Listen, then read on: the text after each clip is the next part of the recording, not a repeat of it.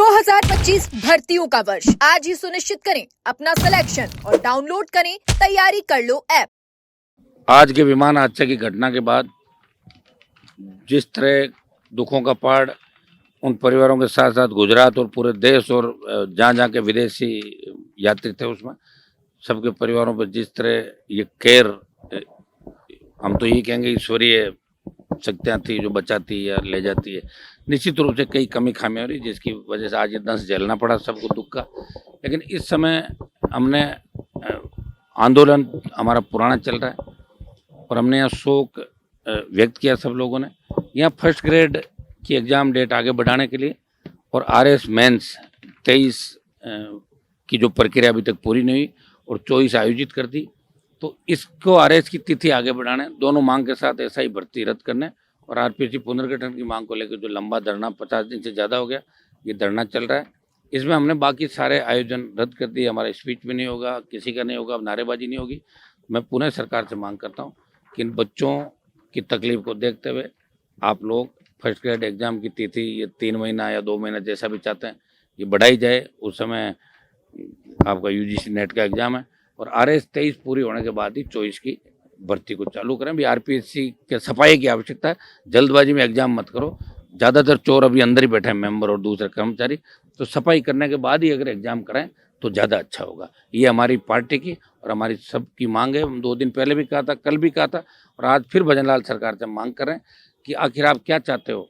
RS के exam के लिए मदन राठौड़ जो प्रदेश अध्यक्ष है, 2 उप मुख्यमंत्री है, कितने विधायकों ने चिट्ठियाँ लिखी, हम सड़क पे इनका साथ दे रहे हैं बच्चों का।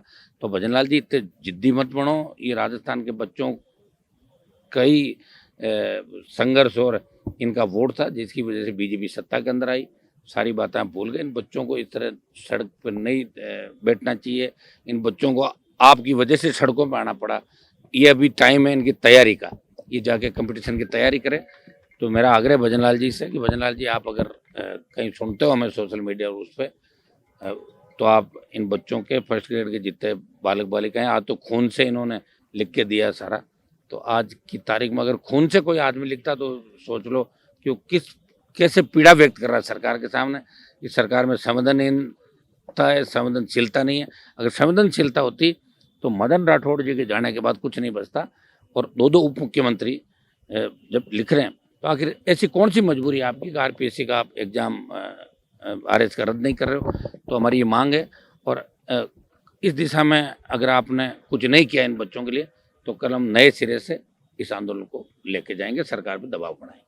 सर, 2 दिन पहले मदन राठौड़ के अध्यक्ष के द्वारा RS भर्ती परीक्षा को रद्द करने का आश्वासन दिया जाता है, लेकिन अगले ही दिन सरकार की वेबसाइट पे नोटिफिकेशन डाल दिया जाता है एग्जाम का। ये तो मदन राठौड़ जी की या तो चलती नहीं है सरकार, मुख्यमंत्री जी अकेले की चल रही है। 2 डिप्टी CM मदन राठौड़ और वहाँ उनका विद्यार्थी परिषद का संगठन, दूसरे सैकड़ों नौजवान जो बैठे हैं। तो इसमें तो कोई क्रेडिट की लड़ाई नहीं है भाई। यहाँ तो SI भर्ती और RPSC के अंदर तो क्रेडिट की लड़ाई है। फिर भी मिलना ही क्रेडिट जाएगा कहाँ? ये तो जो लड़ेगा उसी को मिलेगा क्रेडिट। जो उड़ के सो गए, घरों में घुस गए, जिन्होंने दूसरे मुद्दे पकड़ लिए, उनको तो क्रेडिट मिल ही नहीं सकता। वो तो SI भर्ती छोड़ के और कहीं चले गए। तो क्रेडिट तो ये उन्हीं को मिलेगा जो लड़ रहे हैं। यहाँ पे युवाओं की आक्रोश रैली के बाद दिल्ली तक हलचल तेज हो गई। प्रधानमंत्री का समय हमने मांगा है और आज अगर ये बोइंग वाली दुर्घटना नहीं होती, निश्चित रूप से आजकल में हमें समय मिल जाता। लेकिन अब हम स्थितियाँ समझ सकते हैं इस मामले को लेके। और एग्ज़ाम RS का भी आगे हो और इसका फर्स्ट ग्रेड का भी आगे हो। और इतना कुछ होने के बाद ये तो भजनलाल, इसको मदन जी को ये जवाब देना चाहिए। आखिर प्रदेश अध्यक्ष यूं ही आश्वासन थोड़ी देते हैं, या फिर आप ऐसे आश्वासन दे के सत्ता में आए थे, वही काम अब करोगे आप लोग। तो इसमें कल हम नए सिरे से इस आंदोलन को बड़ा करने का प्रयास करेंगे। अगर कल तक कुछ नहीं होता है तो हम अगला हमारा क्या होगा वो देखेंगे इसका। वो तो डिप्टी CM को इस्तीफा दे देना चाहिए। मैं तो क्या करूं बताओ।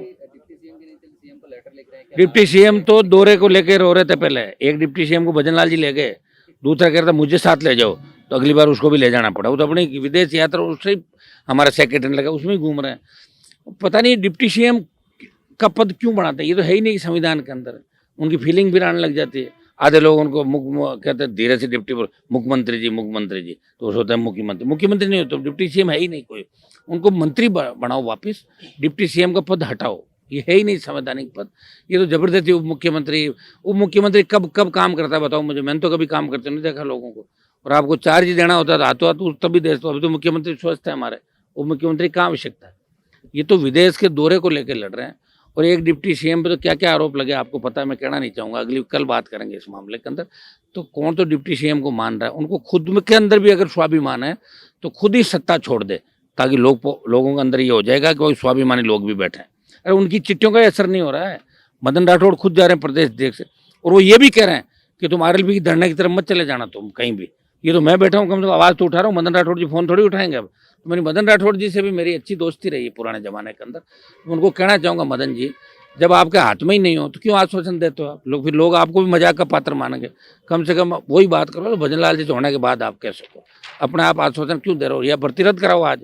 अगर आपने कहा है तो भर्ती को रद्द कराओ आज, ताकि बच्चे सुकून से ये आपके आरएस एग्जाम का जो मुद्दा है जिसमें आपने प्रॉमिस किया, और आपने तो प्रॉमिस ऐसा ही भर्ती का भी किया था। मेरे से लंबी बात हुई थी इनकी जब लोकसभा चल रही थी, बैठे थे, ऐसा ही भर्ती रद्द होनी चाहिए, पुनर्गठन। ये तो मुद्दे थे बीजेपी के। और आप खुद जाके जब बच्चों को कहा है कि आरएस का मेंस का एग्जाम आगे होना चाहिए 24 का, तो ये आपका कमिटमेंट है, इसको पूरा करना चाहिए। और प्रदेश अध्यक्ष का कमिटमेंट सरकार का होता है। और संगठन से ही भजन लाल जी सीएम बने हैं। पहले तो प्रदेश अध्यक्ष अंडर में काम करते थे नीचे पार्टी कार्यालय में। उनको भूलना नहीं चाहिए कि प्रदेश अध्यक्ष ही होता है, सीएम बदलते रहते हैं, कोई जरूरी नहीं कोई सीएम लगातार रहेंगे। आज बच्चे जिस तकलीफ के साथ देख रहे हैं, और आखिरी उम्मीद के रूप में फिर हम ही नजर आते हैं इनको कि वो सड़क पर हम ही बैठे हैं। तो निश्चित रूप से इन बच्चों के साथ हैं। कल आवश्यकता पड़ी तो इसको बड़े रूप में दोनों जो फर्स्ट ग्रेड और आरएस वाला, इसमें हम बड़े स्तर पे बात करेंगे। 4-5 गुट है, 4-5 गुट है भाई भजनलाल सरकार में।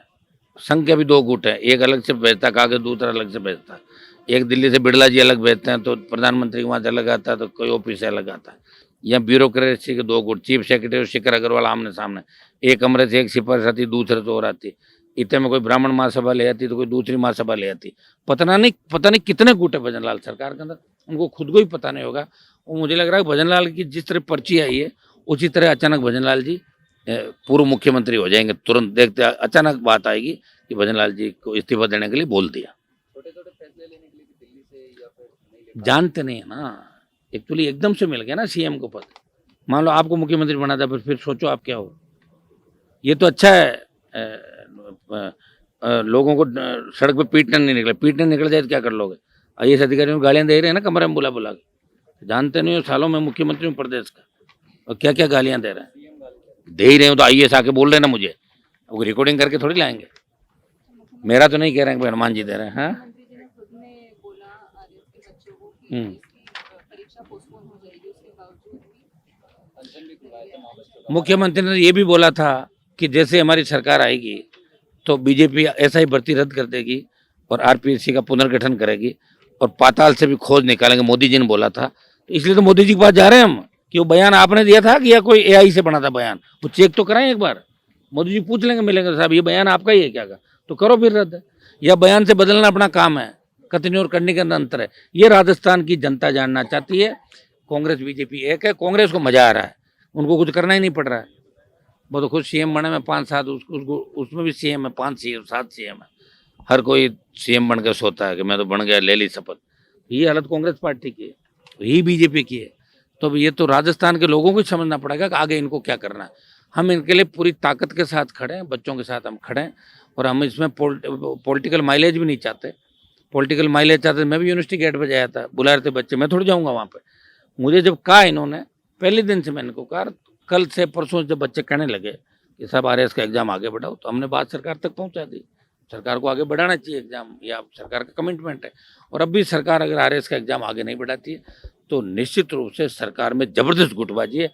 वही गुटबाजी जैसे एक उप मुख्यमंत्री ने कहा कि आप तो उसको ले गए विदेश, मुझे नहीं ले गए, तो दोबारा उसको भी ले गए। तो इसका मतलब सीएम को कहना पड़ता है क्या रात में। आज यूआर साहू जी ने आरपीएससी के चेयरमैन का पदभार ग्रहण किया, क्या लगता है आपको पहला डिसीजन क्या होगा? अब जो भी होगा सुनो, उनको पहला डिसीजन उनको ये करना चाहिए कि जितने भी कर्मचारी गंदे उनको निकालने की एक सिफारिश गवर्नर को कर देनी चाहिए, और मेंबर है उनका लिख के दे दो कि इनको भगाओ यहाँ से, ये चोर बैठे हैं यहाँ पुराने। उनको करनी चाहिए चेयरमैन को कि तभी मैं काम कर पाऊंगा, नहीं तो वो इनके साथ एडजस्टमेंट हो गया। अगर 4 बार चाय पी ली तो फिर वो नहीं संभलेंगे, सारा वही चालू हो जाएगा वापस।